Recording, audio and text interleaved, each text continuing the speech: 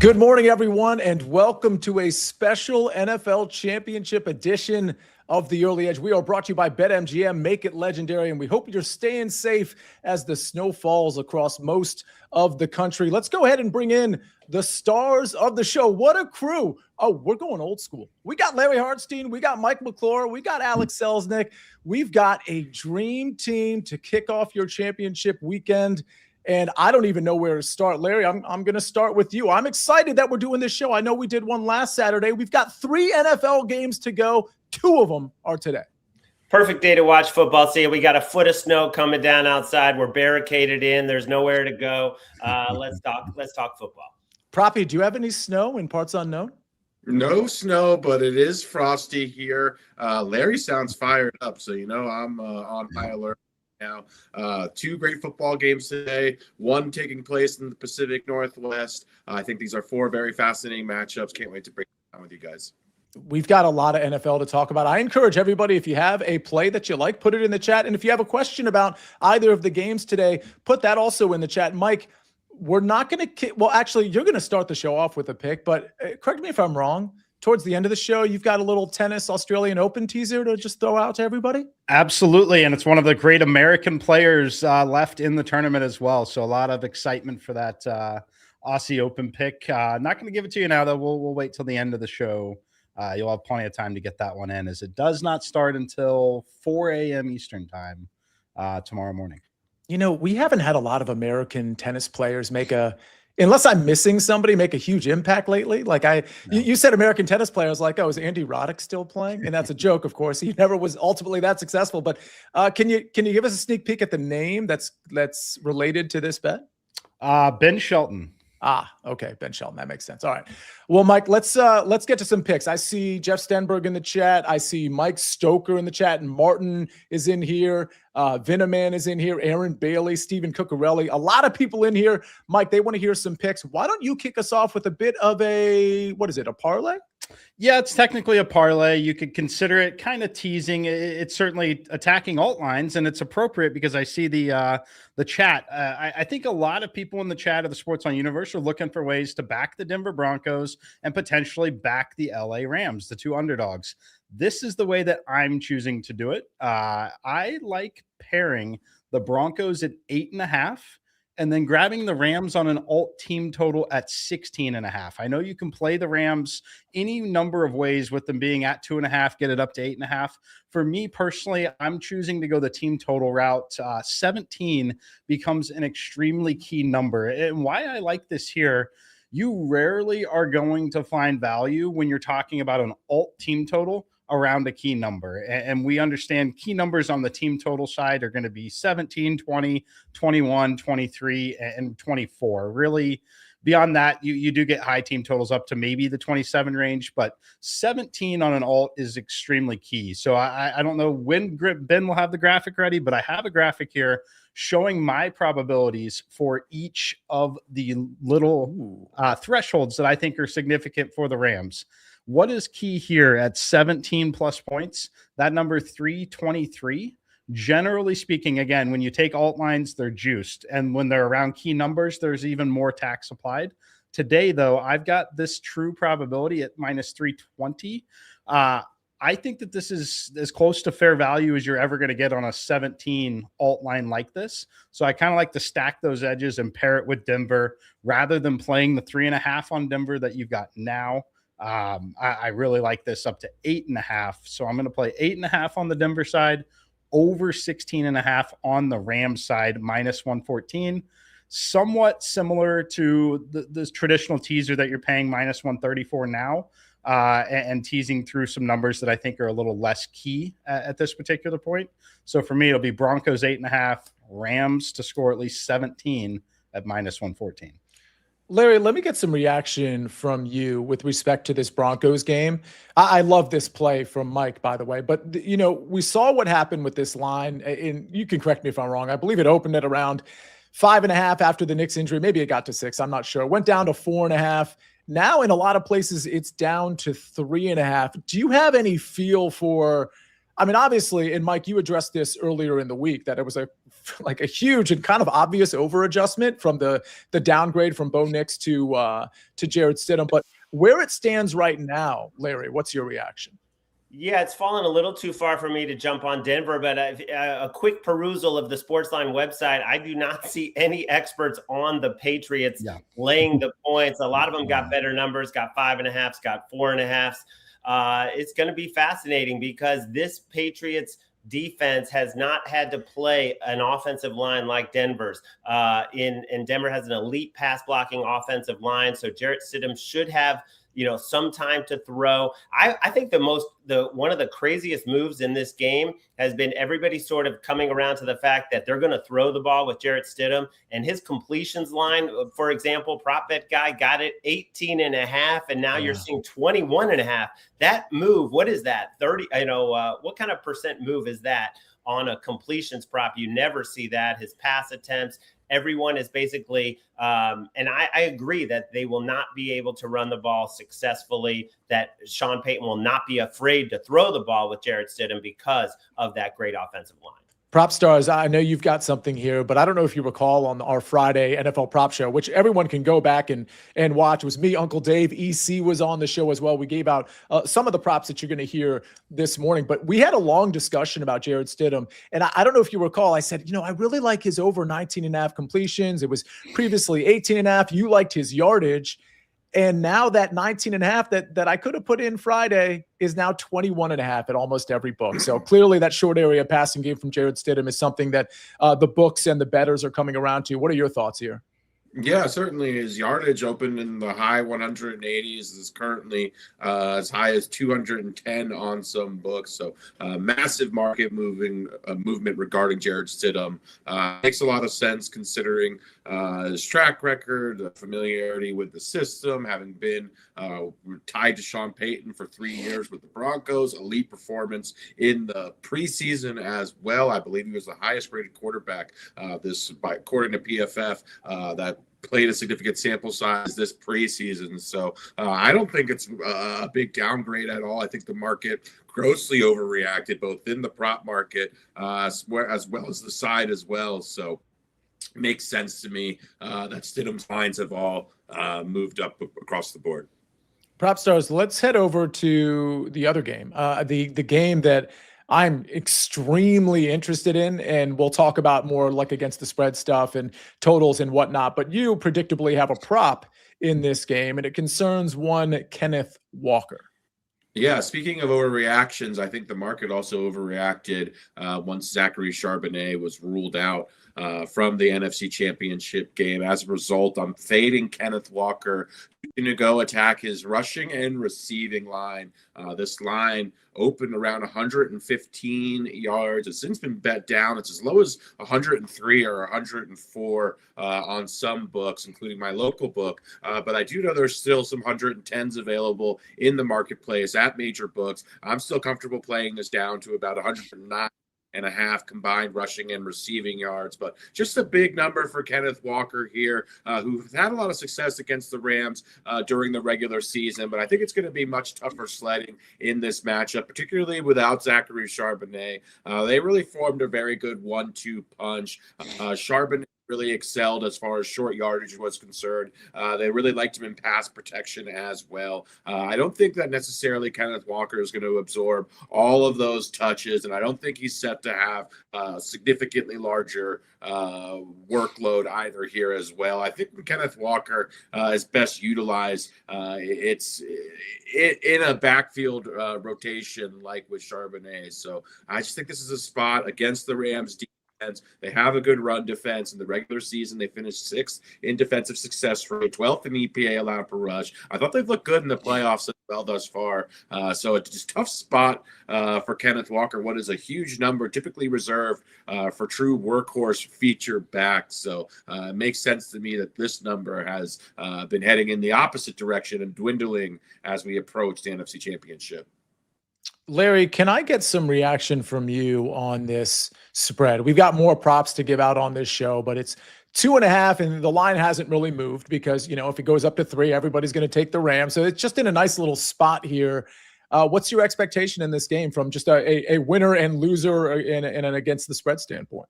Another great game. I would love to get a 3 on the Rams. I am worried with the third straight road game and the defense being out there for over 80 snaps that Seattle's offense is going to have more success than I'd like. But, Sam Darnold has been totally cleared. They're saying it's not going to be an issue today. I just think it's going to be a great game because the Seahawks do have a very elite defense in top form, as we saw last week on their home field. But Sean McVay has the answer. He's got so many weapons. He's got the scheme. They've gone up against this Mike Macdonald defense before, and he has solved it. And I just, when it comes down to it, I'd rather have Stafford and all of those weapons on offense, a great offense against a great defense. Go ahead, Proppy.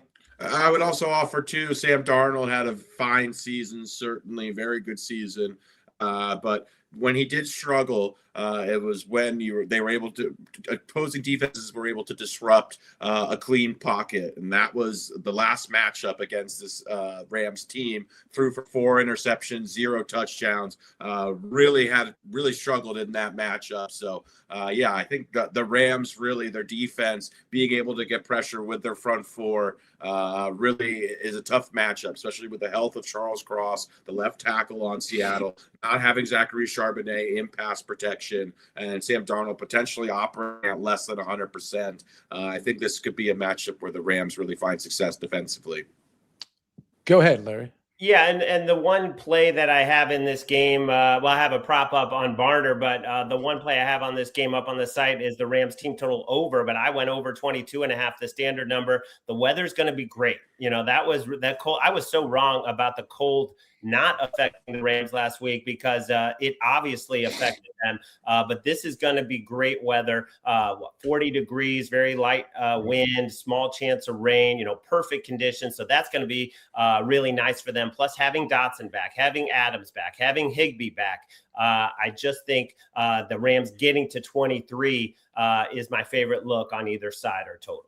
It's one of the reasons, and I've got 2 props, and they'll sound familiar if you watch the prop show. I'll give out one of them right now. It's Matthew Stafford over 1.5 touchdown passes. This right now is around -128 at one of the major books, but it's in that -130 range pretty much everywhere. Proppy, this is one of those situations where there were other picks I liked from a quarterback and a passing prop like that Jared Stidham one, but that one got out of control. I really like this Stafford one, though. I will agree that there's a lot of variance and these touchdown props can be a little finicky. Sometimes you never know what's going to happen on the 1 yard line, 2 yard line, short area. But what we can rely on with Matt Stafford is the fact that he's probably throwing in the short area, especially when your offensive line is looking a little bit better than it was a few weeks ago when they played Seattle because Dotson is back, but also because you have Devontae Adams to pass to as well. So I think we're looking at 2+ touchdowns for Matt Stafford. I think they're going to score some points. I like the over 22.5. And if they get 2 to 3 touchdowns, I trust that they're not coming from Kyren Williams and Blake Corum in the rushing game. And if they do, I trust that it's only going to be 1, right? Because I think when it gets to crunch time, Matt Stafford, whether he's throwing down the field, he's outside the green zone or red zone, or whether he's near the goal line, he leans on his arm. Sean McVay is not shy to lean on his arm. And oh, by the way, it's not just going to be Devontae and Puka Nacua. These tight ends, in my opinion, are going to be very involved. That's Colby Parkinson, that's Tyler Higbee, and that's Terrence Ferguson. Do not be surprised if one of these guys, if not 2 of them, get some touchdowns in this game today. So I really like the tight end position in this game. Proppy, go ahead. I like this look as well, Sia, and I would also offer the teeth of the Seattle defense is the middle, is their run defense. They gave up 5 rushing touchdowns this season. That was by far the lowest mark in the NFL. So I think the Rams are equipped from a personnel standpoint to really attack Seattle, and I don't think using Blake Corum and Kyren Williams and running up the middle of their defense. I think it's having heavy personnel, having 3 tight ends that they can utilize, something that this Rams team is able to deploy. And Sean McVay is definitely the coach who has had the best track record and most success against the Seattle Mike Macdonald system. So, I like this look as well. See, I definitely think that they're going to choose to attack them through the air, especially when they're in the short area and the red zone as well. Let's see. Sherma85 says Stafford over pass attempts. That one's interesting. It's as high as 36.5.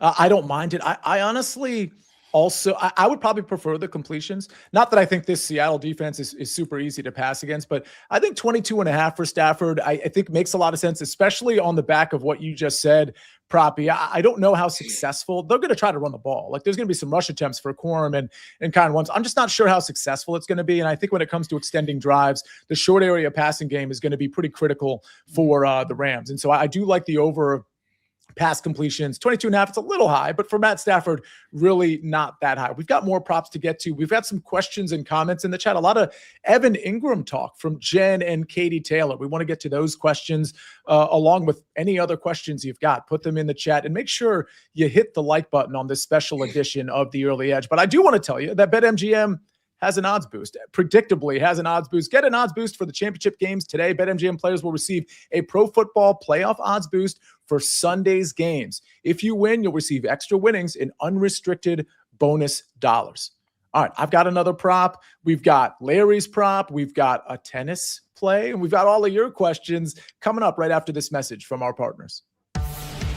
When you need your sports news all the time, we've got breaking news to bring to you. CBS Sports HQ gives you a snapshot of all the sports that matter to you. When you need your sports in a snap, find it on CBS Sports HQ, streaming free anywhere you are.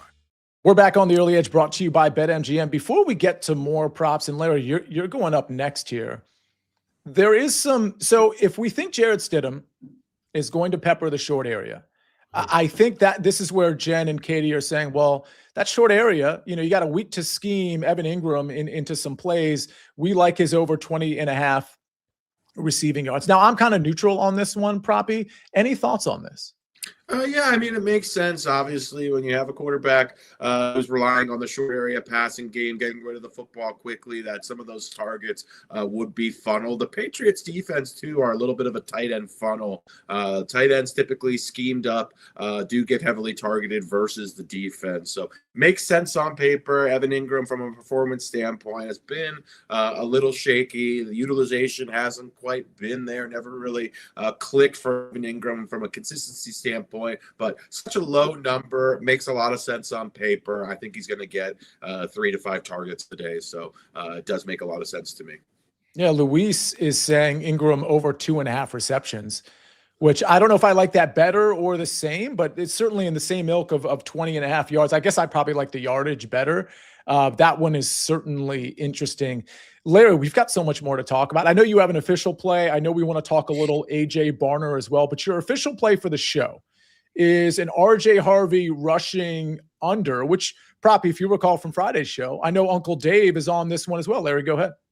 Oh, wow. That's great to hear. I mean, we didn't get J.K. Dobbins back, but R.J. Harvey only got 6 carries last week. He's been so inefficient as a runner. He's been excellent as a receiver. And you just look at this Patriots run defense with Milton Williams and Robert Spillane back. They are shutting everyone down. Kamani Vidal gets 2.8 yards per carry. Woody Marks gets 1.2 yards per carry, 14 carries for 17 yards. So RJ Harvey, I got this under 42.5. I would still play it right now. I'm seeing 40.5s available. I would still play it right there under 40. Sean Payton is a pass-happy coach. He has been all the time. He's going to mix in Jaleel McLaughlin in the run game. But I have so much respect right now for the way the Patriots are shutting down the run game that I think they're going to look to get R.J. Harvey the ball as a receiver much more than a runner. So I really like that play on Harvey. I wish Dobbins was back because this would have been a cinch if Dobbins came back. That was kind of a tease earlier in the week when he was practicing. This number, I don't know what this number would be. Maybe Proppy could take a guess. What would this number be if J.K. Dobbins was active?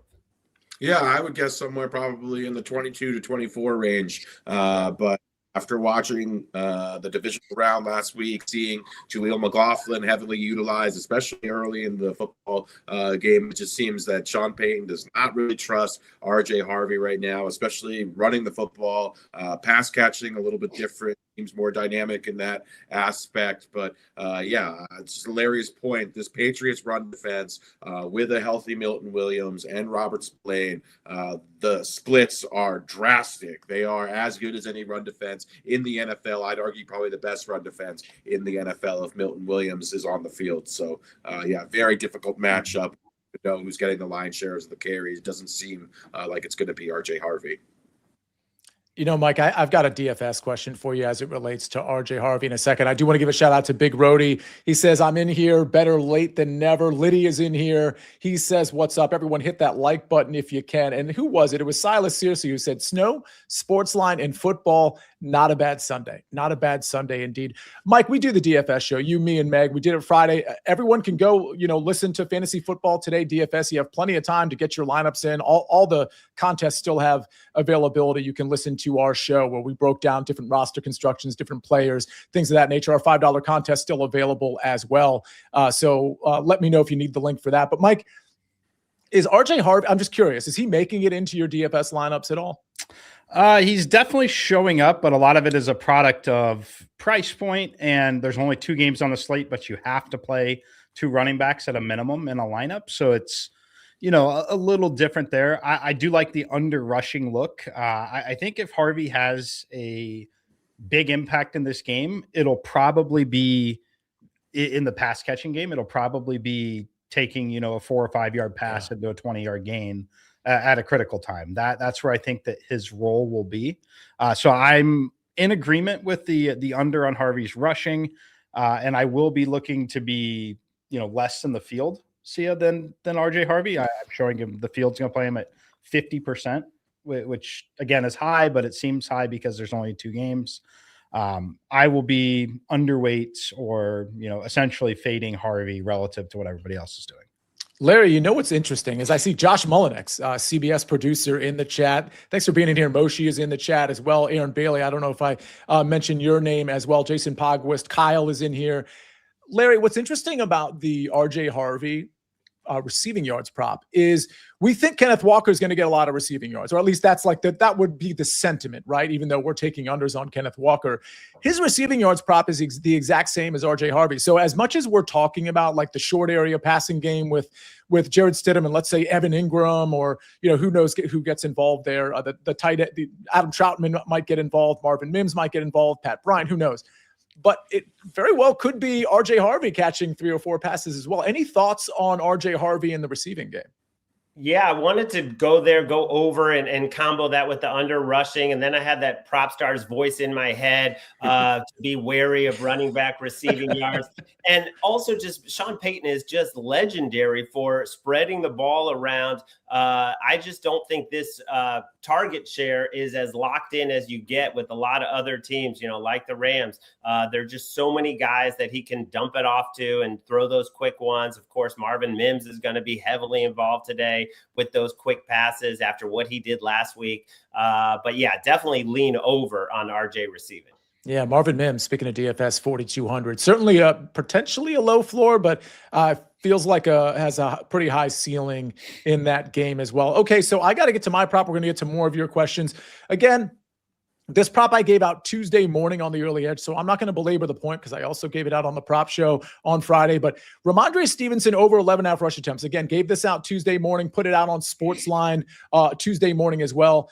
It's interesting because at the time I gave it out, the only outfit that was giving this 11.5 as opposed to the 12.5 was, I believe it was FanDuel. Now I think it's DK and it's minus 130, but most everywhere, including BetMGM, have this at 12.5. And if you don't want to pay this type of juice, the 12.5 is in that like even money minus 105 range at a lot of books. But the long and short of it is the explanation I gave out on Tuesday morning and on Friday was, well, game script wise, this does look to favor the running game a little bit. The conservative game plan, I think, especially early from the New England Patriots, I think is going to favor the running game. And most importantly, Trevion Henderson has been really inefficient over the last few games. I think they now trust Ramondre Stevenson, A, to hold on to the ball, but B, to be more efficient than Trevion Henderson. We saw a lot of that last week with his 16 carries. Probably would have been more. He went out in the second quarter with an eye condition. And frankly, if you had Ramondre Stevenson props, or if you had him in DFS, you were probably pretty worried he wasn't even coming back into that game. After halftime, he came back into the game and got, again, the lion's share of carries. So while I do think Trevion Henderson, and I know Will Brinson is on from the Friday show, is on his over 8.5 carries, while I do think he might get there, especially since game script might be in New England's favor, I really like Ramondre early and throughout the game to get a lot of rush attempts. So give me 12 rush attempts or more for Ramondre Stevenson. Proppy, go ahead. Love this look, Sia. I think the gap between Ramondre and Trevion Henderson is widening significantly. I don't think it's a 1A, 1B situation. I think Mike Vrabel really trusts Ramondre Stevenson, who I would mention has not put the ball on the ground since week 2 in the regular season. Fumbles have really plagued Ramondre throughout his career, but Coach Vrabel really seems to trust Ramondre right now. You mentioned the carry share, also outsnapped him besides time, despite missing time last week. 4 snaps to 25 snaps for Trevion. I think that could widen even further in Ramondre's favor this week. So I love this look. I think Ramondre is clearly the more trusted option right now and running a lot better. All right, go ahead, Larry. And I wish you hadn't mentioned the fumble and put it out into the into the ecosphere. I also like Ramondre. I played his yards over 7 yards a carry in his last 6 games. I know some of those were softer matchups, but he's broken 16 tackles. Just the eye test, the way he's running through arm tackles, much more trusted. And Denver did give up a lot of rushing yards last week, and I think they do want to stay away from the pass rush, especially the rookies on the left side of the line, especially Campbell, since he came back from being injured, has been kind of a turnstile. He has not been the player he was early in the season. Going up against Nick Bonito is not a good situation, especially if it's 3rd and 8, 3rd and 9. That's Denver's best chance, I think, to impact this game. So they're going to try to stay out of that at all costs. Jeff Stenberg says, I just mushed Ramondre, fumble incoming. Sorry about that, everybody. Go ahead, Proppy. I would fully agree. I think the Denver defense, the way to attack them is not throwing the ball, certainly on the perimeter. That's the strength of the defense. Last year's reigning defensive player of the year operates out there. So I think the way to attack them, they've been vulnerable. The Denver defense has been on the ground. So I think we see New England implement a run-heavy approach. Game script would certainly indicate that as well. Also looking at Drake May's props and the way the market has moved would certainly reflect that too. So I do think this shapes up as a high volume workload potentially for Ramondre. Mike, I am curious about, because I know you have the over, at least that's part of the parlay, the over 16.5, and you found value on that. Did your simulations put this anywhere near the 2.5? In other words, is there any value in it? And I'll ask you to speak to the other game as well. Did any of these lines seem off? I can't imagine they do. I got to think they're pretty efficient right now. No, I showed some edge for sure. I have this Rams game essentially a pick 'em. I actually make the Rams minus 0.1. So true pick 'em, slight road favorite on the Rams side, which is different from some of the other models. I'm going to drop it in the SportsLine Discord as soon as we wrap this show, and kind of show everything there that I have on both of these games. But I did make the Broncos game early week, made the line right around 3, and which is why on all the shows we kind of talked about the massive adjustment on the Broncos being a little too much. It was 5.5. I on current runs, it's like 2.8, so it's getting closer to where it should be. I don't think it's going to go to 3, but I think the line for Patriots Broncos at 3 would be like a very appropriate line, considering all the circumstances on the Denver side. As far as totals, that's where things get interesting. Both moving in opposite directions. The Rams games come down just a touch. I have now the slightest overlean at 46 in the Rams-Seahawks. And then I'm underlean in Patriots Broncos still. But you've kind of seen the number go up here to 43. This was 40.5, 41.5. We're up to 43 and 43.5 in a few spots on Broncos Patriots. I think all of that is correlated to general optimism on the Broncos offensively now with Stidham. I think it was priced aggressively. Everything was just being discredited on the Denver side, which is why you saw the 5.5s.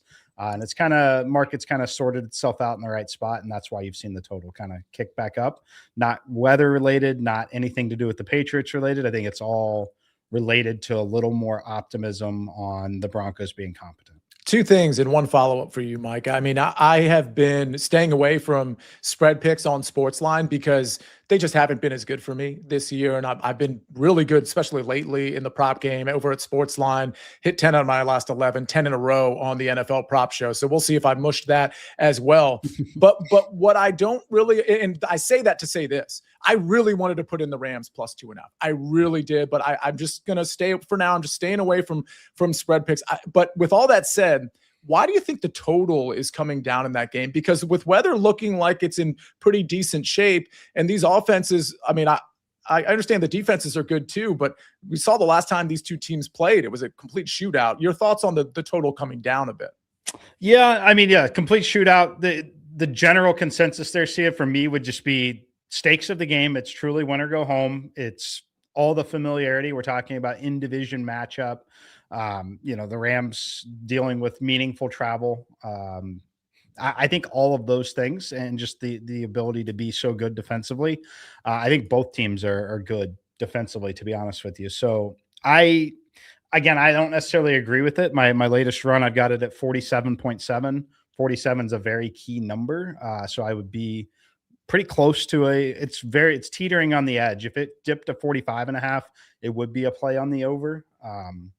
So I understand it. I'm not quite getting to it because I like the Rams. And for your sake, where you're playing the Rams 2.5 versus 3, I think a lot of people will potentially consider buying the number to 3. I personally like the team total more at that spot. I think that just considering the way everything goes, like, I don't think we get the 13-10 game. Like, I think that the Rams probably need to score a 23rd point to win this game and potentially even cover the 2.5. So personally, I prefer the team total route. And if you're considering paying additional juice to get it at +3, I'd consider additional juice on an alternate team total. Yeah, and I know, Larry, you kind of agree with that, or not kind of, you agree with that team total over for the Rams as well, right? You said that earlier in the show. Yeah, I do. I think this offense is just too deep, too balanced, too many weapons that they're going to get to 23. But guys, looking at this matchup and thinking that I think we're going to get Rams Patriots in the Super Bowl is bringing back a lot of bad memories for me personally, because I grew up in St. Louis as a Rams fan, and I was at that 2002 Super Bowl with Kurt Warner, 14-point favorites over Tom Brady. And what did the refs do that entire game? You see, I'm still bitter. They let the Patriots mug Isaac Bruce and Torrey Holt and all of the Rams weapons. It was so ugly. The Rams did tie it late. And then I was right behind the goalpost as the field goal for Vinatieri went through. And it was just a bitter, bitter night. Go ahead, Proppy. Shout out to the great Ty Law, one of the truly underrated defensive backs in NFL history. Yeah, shout out to Ty Law. That was a great game. Okay, so we got your Super Bowl pick, Larry. Proppy, I want to get you and Mike's Super Bowl, at least maybe pick or matchup. But before we do that, I did tease a tennis pick, Mike. And there are some people, I see Isaac in the chat. I think Aaron Bailey had some tennis picks in the chat as well. What was your tennis pick, Mike? Yeah, great timing. See Isaac in the chat here. Ben Shelton, Casper Rudy says he likes the over 3.5 sets -175. I like it. I'm going the exact same direction, different play though. Going to go over 40.5 total games.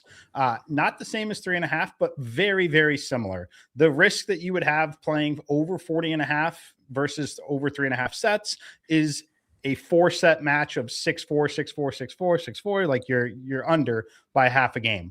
I personally think that is not something you should be afraid of in this matchup. I think we're getting tiebreakers here. When you look at Ben Shelton and Casper Ruud, this matchup is awesome.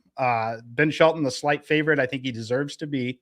He hasn't dropped a set yet. He's had a lot of success at the Australian Open in his young career, plays very well on the surface. He still has just such the big, powerful serve. I don't see Ruud breaking him often in serve. So I think defensively, Shelton, that's where he's going to struggle in this matchup as well. I think we're looking at the tiebreakers here, right? So I think that we do comfortably get this in a 4-set match. I know that the number and the math indicates a lot of times that 40.5 that you could definitely need a 5-setter. I don't think that's the case in this one. I think we get at least one tiebreaker with at least one tiebreaker, and these tendencies on how serve is broken with a guy like Shelton, which it's just extremely difficult to break that big serve on this surface. I think it's a better look to play the over 40.5 when you consider the -110 versus the -175 on that over 3.5 sets. Like both of them, certainly lean in your direction there, Isaac. But for me, I'm going over 40.5 games here, and I think we get it in a 4-set match. All right, we snuck in a tennis pick. I know there were some people asking about golf.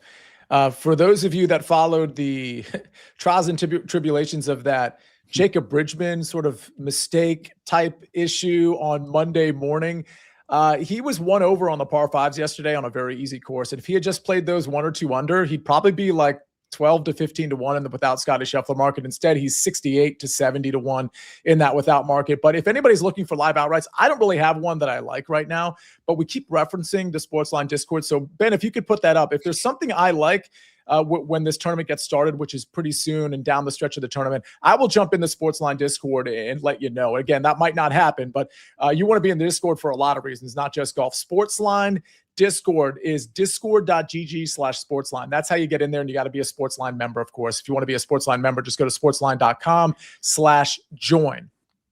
And we got to get Super Bowl picks before we get out of here. If anybody wants to throw out a first touchdown score in any of these games, you're more than welcome to. Larry, we got your Super Bowl matchup. I believe it was New England and Los Angeles.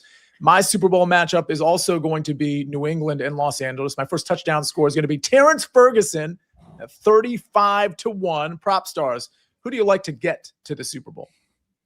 I think we see a rematch of the 2014 Super Bowl between Seattle and Denver. Very interesting. That one pays plus 650 if you get that outcome. Mike, what do you like? Oh, man, this one is tough. I will take the Rams to beat the Patriots plus 320. I do like Denver today. I think the Patriots still find a way to get it done on the field, though. All right. And Larry, anything else to add from your previous comments? You got a first touchdown score you like, Larry? I like Puka. He didn't get in the end zone last week. I think he gets in and probably early. The one play, there's another play that I had given out on SportsLine with Barner over 2.5 catches, but it's moved so much. I would still lean over 3.5 at good plus money, because if you look at the two matchups against the Rams, 10 catches in one, 4 catches in the other, and you look at the Rams' last 3 games, they've given up 23 catches to the opposing tight end. That's a quick target for Sam Darnold, who only had to throw 17 times last week. I think we all agree he's going to need to throw a lot more.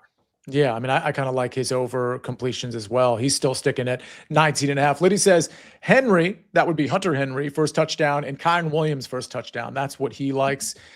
Good stuff. Sorry if I missed some comments, but it looks like I got to a lot of them. This was a very active session for a kind of a random, splash the pot Sunday episode. Mike, go ahead. I'm playing him in DFS. Got to have a little separation. I need the salary, need the differentiation. I think, again, I'm not betting him here on the anytime touchdown. I got more than enough risk on the DFS on it. But I think Austin Hooper lands in the end zone. I like that. Why not? The backup tight end? I mean, that's like he's only standard 30 fare. to 1 for a first and 800 on the anytime. I think there's a little separation on that anytime line. But again, preferring the upside that I get in DFS by playing him there, but Austin Hooper is someone to watch today. Larry, I believe last time Seattle played the Rams, and I might be getting this wrong, is when you had the Colby Parkinson prop, you had the over, and he just decided he wasn't going to catch anything. Like he was like, this is the decision I'm making today. I'm going to knock everything down like a defensive back, and that's what he did. Do you have any take on these tight ends in this game? Oh, boy, it's hard to project with the Rams tight end. So the one I was just looking at more at Barner and not projecting the Rams. Proppy, go ahead. You had something. If we're talking about Larry's greatest hits and misses, this is the appropriate time to bring up Matthew Golden as well. He looked great in his brief playoff cameo. He looked great, like he should have looked all season. He did look great, especially on that one touchdown. I mean, he was ducking people. That was real. That was video game stuff. That is the perfect way to close the show. I was waiting for the moment. Like, what's the moment for us to like really close the show on? And Proppy, you came through as usual. Larry, go ahead. And we're going double or nothing on a prop TBA for 27. Okay, Alex, double or nothing. Double or Done. nothing. Book it. Sounds like a golden opportunity for some cash, Poppy. Oh man, that's good stuff. Liddy wants to set up an early edge poker tournament. That sounds so fun. We got to probably jump through some hoops for that. But Larry, you and I maybe we'll get to talking to some people. I think that would be super fun. I just don't know how feasible it is. But Proppy, I know you're a poker player as well. Mike, go ahead. Yeah, my vote would be we do the Wrigley meetup and then see if we can rent out a poker room at one of the casinos in the area that night or the next day, like the night before the game, potentially. That's what I would try to set up. And Ben, I love that idea. Ben is local, so I'm putting Ben on that right now to start laying the groundwork for that. I know he has a lot of ties to the local casinos. I will 100% attend as well. that would be amazing. Proppy, if you can make it there, that would be amazing. Yeah, maybe an online one too. If we can pull that off, Liddy, I think it's a great idea. Maybe we'll like tie some charitable component to it as well, which I think is always a great idea as well. So good stuff from everybody. Max Profits in the chat. He says, "You are legends." So many vibes here. Yeah, we definitely try to put out the vibes, but as far as legends are concerned, Mike, Proppy, and Larry to be on this special edition show. You guys are awesome. So thank you for being here. You three, everybody else, here are our picks. Ramondre Stevenson over 11.5 rush attempts, -130. That's a line you can currently get, along with Matthew Stafford over 1.5 touchdown passes at -128. Larry Hartstein, RJ Harvey under 42.5 rushing yards at -118. Then we go to the parlay with Mike McClure, Broncos +8.5 and Rams team total over 16.5 at -114. And then Mike's out an Australian Open play for us. Ben Shelton versus Casper Rudd over 40.5 games, -110. And then finally, Kenneth Walker under 110.5 rushing and receiving yards, -115. That one courtesy of Propstarz. Now, we had a lot of picks. There's a lot more picks on SportsLine. So I encourage you to go to sportsline.com/join. And if you're not already there, and make sure you join, because there's a lot of picks, there's a lot of articles, simulations, model plays. And then, of course, that gets you access to the Discord, which will be active today as well. So let's put that Discord link up one more time. I should have this memorized by now. Discord.gg/sportsline. That's how you get to our Discord, and it's only for Sportsline members. Don't forget, if you want to join the Fantasy Football Today DFS contest, it is still available. It's in the Fantasy Football Today DFS YouTube and podcast description, and I can tweet out the link after this show as well. I guess I'll see a lot of you tomorrow morning in the chat and on this show. Don't forget, Early Edge every Monday through Friday at 10 o'clock in the morning. Thanks, everyone, for being with us. Stay safe out there. Don't go outside unless you absolutely have to go outside, at least for now. Thank you, everybody, for being in here. We'll see you next time on the Early Edge. And for now, we rest our case.